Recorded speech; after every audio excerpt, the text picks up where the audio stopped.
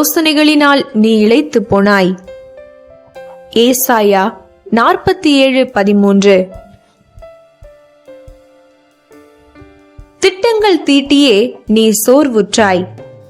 ஏசாயா 47:13.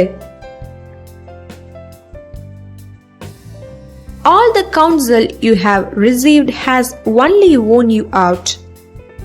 Isaiah chapter 47:13. கிறிஸ்துவுக்குள் பிரியமானவர்களே, யோசனை செய்வது தவறு என்று வேதம் சொல்லவில்லை. ஆனால் அந்த யோசனை எவ்விதமானது, எப்படிப்பட்டது என்பதில்தான் பிரச்சனை. இந்த அதிகாரம் முழுவதும் வாசித்து பார்ப்பீர்களானால் தேவன் இந்த இஸ்ரவேல் மக்களை பார்த்து எந்த சூழ்நிலையில் இதை சொல்கிறார் என்றும் எவ்விதம் இந்த மக்கள் காணப்பட்டார்கள் என்றும் கண்டுகொள்ள முடியும். இந்த வசனத்தின் பின்பகுதியை பார்ப்பீர்களானால் இந்த மக்கள் தங்கள் யோசனைக்கு உதவியாக யாரை தேடுகிறார்கள் என்றும் பார்க்க முடியும்.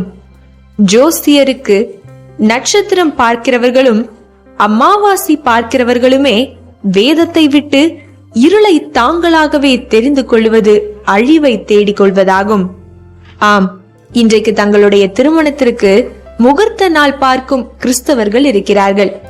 இன்னும் மற்ற காரியங்களிலும் புறஜாதிகளை போன்று நாள் நேரம் பார்த்து கொண்டு தங்களை கிறிஸ்தவர்கள் என்று அழைத்து கொண்டும் இருக்கிறார்கள்.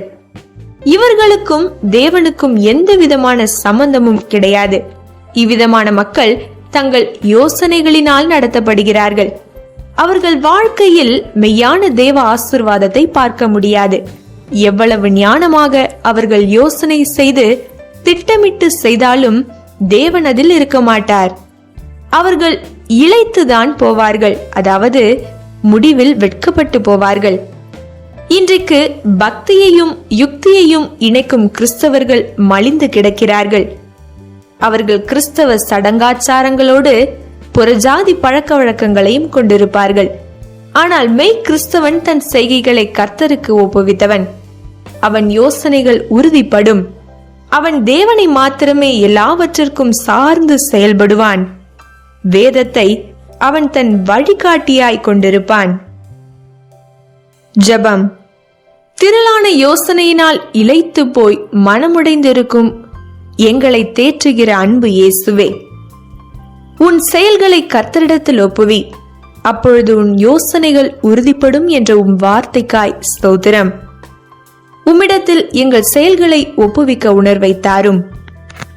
ஆமேன்.